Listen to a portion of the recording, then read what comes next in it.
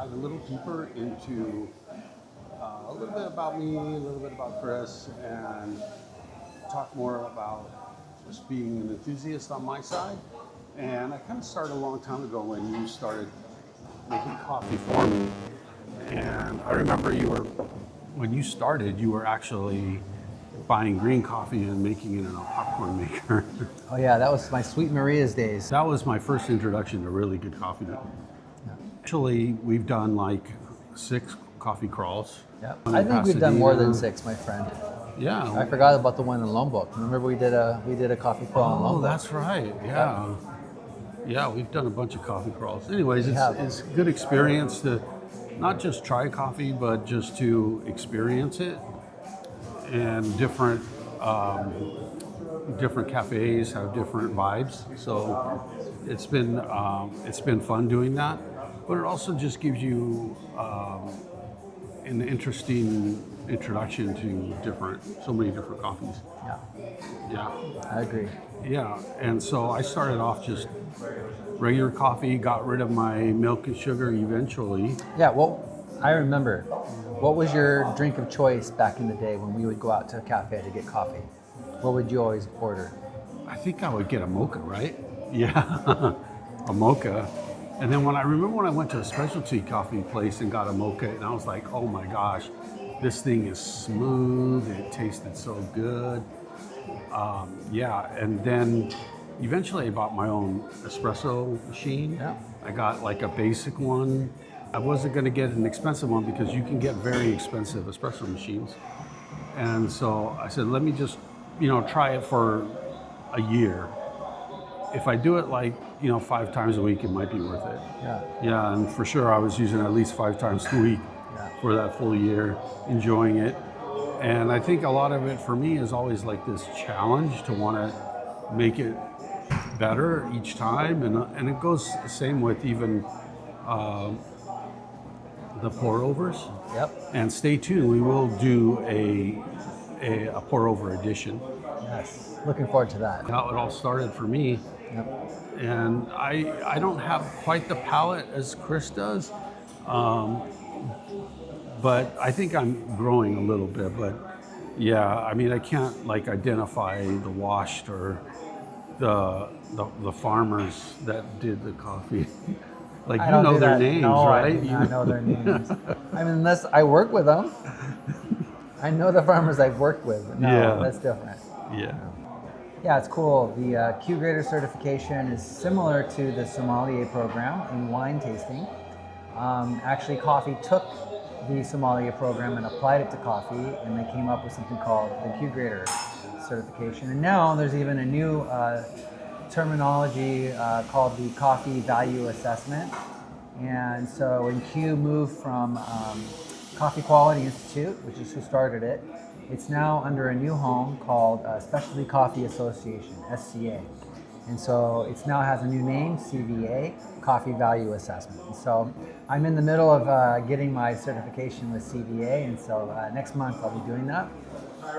But basically, all really the Q is about is being able to assess a coffee, trying to be as objective as possible. Even with the new CVA program, it's separating what is objective from what's subjective. And so when you're evaluating a coffee, you're trying to say objectively what is the level of acidity, what is the level of how strong is the flavor, how strong is the body. So there are objective things that you can talk about, and then there's subjective things like what am I tasting as I'm drinking this? So coming up with flavor notes. And everyone's flavor notes will be different. And so it's okay to not have the same flavor notes as the person next to you or what's written on the bag. You can have something else, that's okay.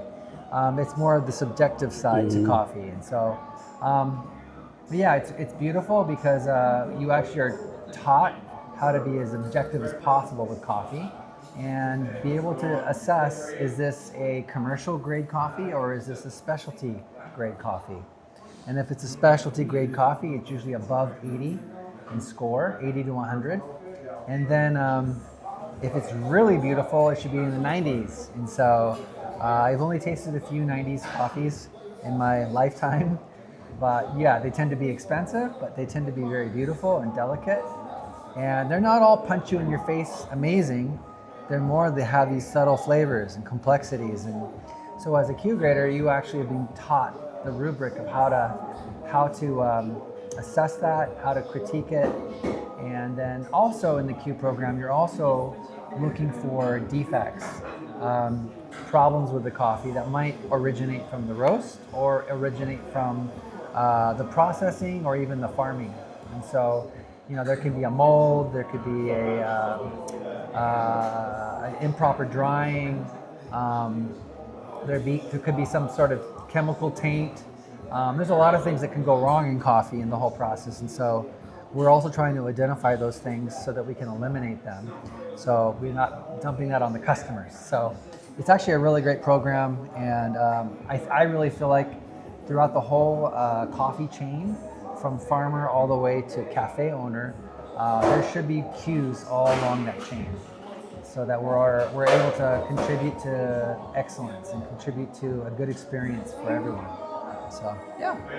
Yeah, I remember when we were in Indonesia, you told a few people that you were a Q, and they wanted to meet with you and bring you some of their green coffee, and you just looked at it and already knew like what was wrong with it.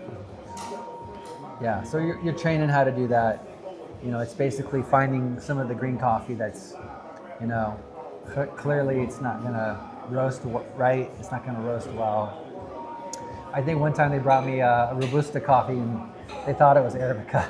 So yeah, there's things like that. So there's a little bit more details on what a Q grader is and why, I guess, the expertise and the specificality of tasting coffee can be important and also fun to do. I think like wine too. It's like if people are really into wine, then they're gonna like rotate the glass. They're gonna smell the wine, and then they'll taste it, and they'll like really think about what they're tasting. Yeah. And I think coffee's the same way.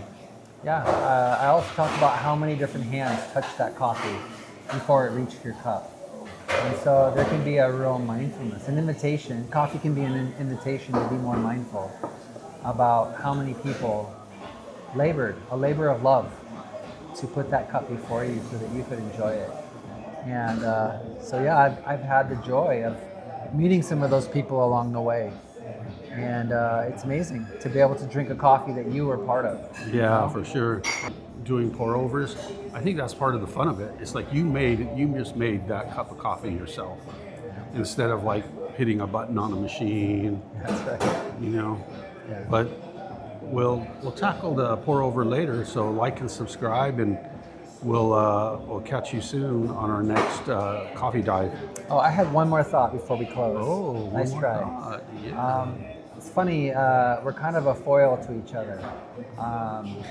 I would say we got one that's more the coffee professional, I've been trained, a lot of head knowledge maybe, and then we have the enthusiast who's passionate about coffee, interested, and I think I could be very boring, but I think the combination of having Ali and I on this show together really can make it interesting, I think. Yeah. And we can both learn from each other. I definitely can learn how to be more humble and not be so critical. And I don't know. Yeah. We need you to be critical. Okay. Tell it like it is. Yeah. Yeah. My last post, I was like not a coffee snob, but I really am a coffee snob. I think I'm more of a coffee snob. You're just an expert. I don't know. Yeah. Anyway, thanks y'all. Yeah. Like and subscribe. We'll see you next time.